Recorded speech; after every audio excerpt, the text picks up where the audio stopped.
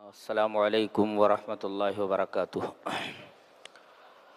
اعوذ باللہ من الشیطان الرجیم، بسم اللہ الرحمن الرحیم۔ قرآن حکیم کے پہلے پارے کی تفسیر کا خلاصہ پیش کیا جا رہا ہے۔ پہلے ہے بسم اللہ الرحمن الرحیم۔ یہ آیت کریمہ بذات خود ایک معجزہ ہے۔ جی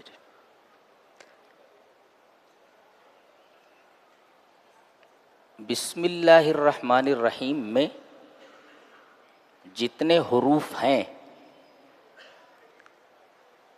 مکررات کو حذف کر دیا جائے تو 10 حروف بچتے ہیں۔ مکررات میں جو ڈبل ہیں، جیسے الف ہے وہ 3 مرتبہ آیا ہے، 4 مرتبہ 5۔ تو بسم اللہ الرحمن الرحیم میں جتنے حروف ہیں جو ڈبل آئے ہیں ان کو اگر حذف کر دیا جائے تو 10 حروف بچتے ہیں۔ اور عجیب بات یہ ہے کہ کوئی آیت قرآن حکیم کی ایسی نہیں ہے جس میں ان 10 حروف میں سے کوئی حرف موجود نہ ہو۔ خود معجزہ ہے یہ آیت کریمہ۔ مکررات کو حذف کرنے کے بعد 10 حروف بچتے ہیں۔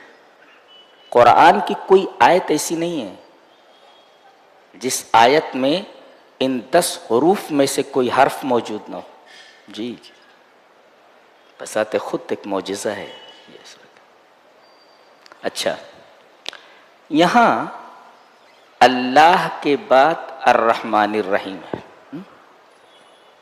اور وہاں الحمدللہ رب العالمین الرحمن الرحیم۔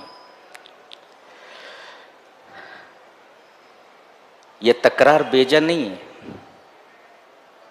کہتے یہ تکرار ہے۔ یہ الرحمن الرحیم، بسم اللہ الرحمن الرحیم ہے، اور پھر الحمدللہ رب العالمین الرحمن الرحیم، تکرار ہے۔ تو یہ تکرار بیجا نہیں ہے، کیونکہ بسم اللہ الرحمن الرحیم میں مقام الوہیت کا ذکر ہے، اس کے بعد الرحمن الرحیم، یعنی اللہ کے بعد، الوہیت کے بعد الرحمن الرحیم ہے۔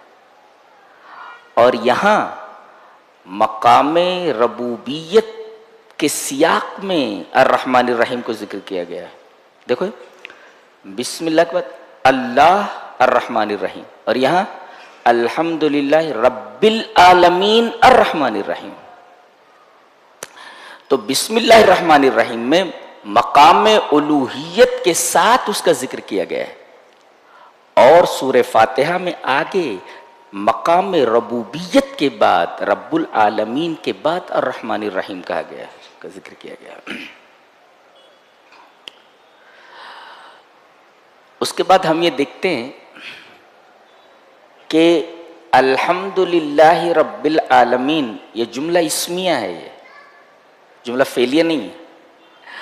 جملہ اسمیہ کا مطلب ہوتا ہے کہ کوئی چیز کنٹینیوس ہو، بیچ میں انقطاع نہ ہو۔ اللہ یہ کہہ رہا ہے کہ میری تعریف، اور میں محمود ہوں، قابل تعریف ہوں، منذ الازل الی الابد، ازل سے لے کر ابد تک میں محمود ہوں، میں قابل تعریف ہوں۔ جی چاہے کوئی حامد ہو یا نہ ہو، تعریف کرنے والا ہو یا نہ ہو، کوئی زمانہ ہو یا نہ ہو، میں ازل سے لے کر ابد تک محمود ہوں، قابل تعریف۔ اللہ اچھا، عربی میں مدح معنی بھی ہوتا ہے تعریف، اور حمد معنی بھی تعریف ہوتا ہے۔ تو یہاں مدح نہ لا کر کے حمد لایا گیا۔ یہ جان لو کہ حمد یہ صرف زندہ کے لیے ہوتی ہے، جی، اور مدح زندہ اور مردہ دونوں کے لیے ہوتی ہے۔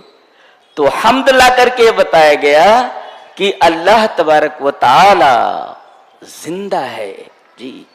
اسی لیے یہاں مدح نہیں لایا گیا، اس لیے کہ لفظ مدح مردہ اور زندہ دونوں کے لیے لایا جاتا ہے، لیکن حمد صرف زندہ کے لیے آتا ہے، اس لیے وہ زندہ ہے الحمدللہ. اور اس کے بعد کہا گیا رب العالمین. رب جانتے کس کو بولتے؟ رباب کہتے ہیں سحاب ابیض، اس کا مادہ بھی ریب ہے اور رب کا مادہ بھی ریب ہے. رباب پانی بھرے ہوئے بادل کو کہتے ہیں، اور آپ کو معلوم ہے کہ اس بادل میں جو پانی ہوتا ہے وہ جب برستا ہے تو اس پانی کی وجہ سے نباتات میں نشو و نما ہوتی ہے جی. گویا یہ پانی جو رباب میں ہے، بادل میں ہے، یہ پانی نباتات کے نشو و نما کا باعث ہے.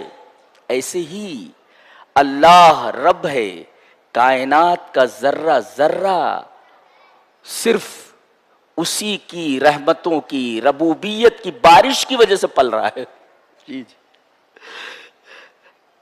جیسے رباب بادل کو کہتے ہیں، اور بادل میں جو پانی ہوتا ہے وہ جب برستا ہے تو نباتات، درخت وغیرہ یہ سب بڑھتے ہیں، ان کے اندر نشو و نما ہوتی ہے. ایسے ہی رب ہے کہ وہی سب کو پال رہا ہے جی. اور رب کس کو کہتے ہیں؟ کسی کو رب نہیں کہا جا سکتا. الرب اضافت کے ساتھ بول سکتے ہیں، رب البیت گھر کا رب، گھر کا مالک، رب السفینہ کشتی کا رب. لیکن اگر واحد بغیر اضافت کے ذکر کیا جاتا ہے تو صرف اللہ کے لیے آتا ہے جی جی. تو رب کس کو کہتے ہیں؟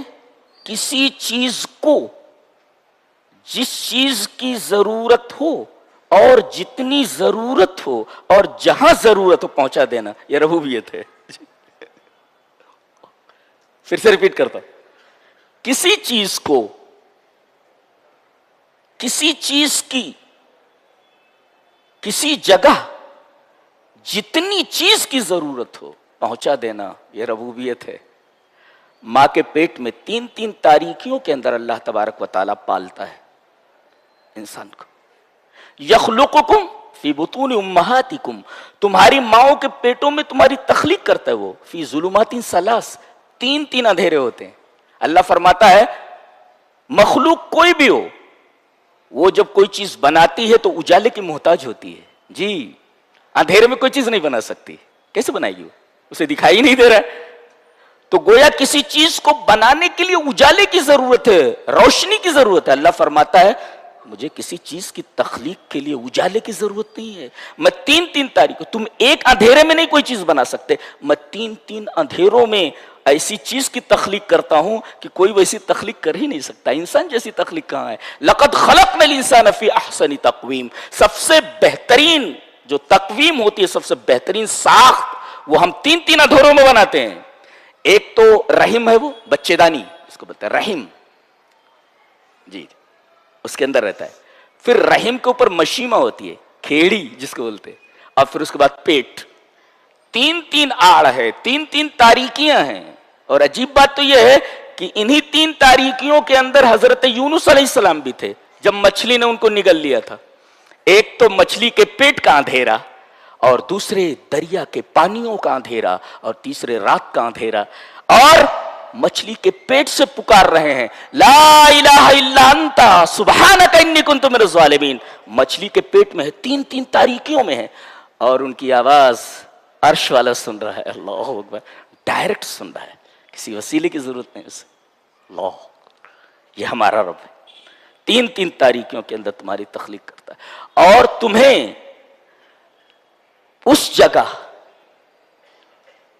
جس چیز کی جتنی ضرورت ہوتی ہے پہنچاتا ہے. اسی وجہ سے رب ہے وہ. وہاں نہ ڈاکٹر کا کوئی دخل ہے، نہ باپ کا کوئی دخل ہے، نہ ماں کا کوئی دخل ہے. صرف اور صرف اللہ تبارک و تعالی ہی اپنی ربوبیت کو ظاہر کرتا ہے وہاں. اور انسان جب باہر آتا ہے ماں کے پیٹ سے تو کہتا ہے میری دکان مجھے پال رہی ہے. میرا دھندا مجھے پال رہا ہے. اللہ اکبر.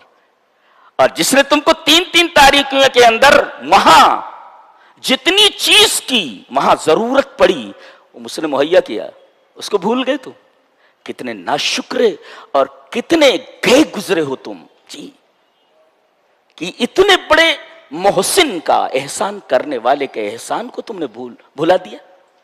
تم کس قدر ناشکرے ہو. اللہ نے اسی وجہ سے فرمایا وَإِن تَعُدُّوا نِعْمَتَ اللَّهِ لَا تُحْصُوهَا إِنَّ الْإِنسَانَ لَظَلُومٌ كَفَّارٌ.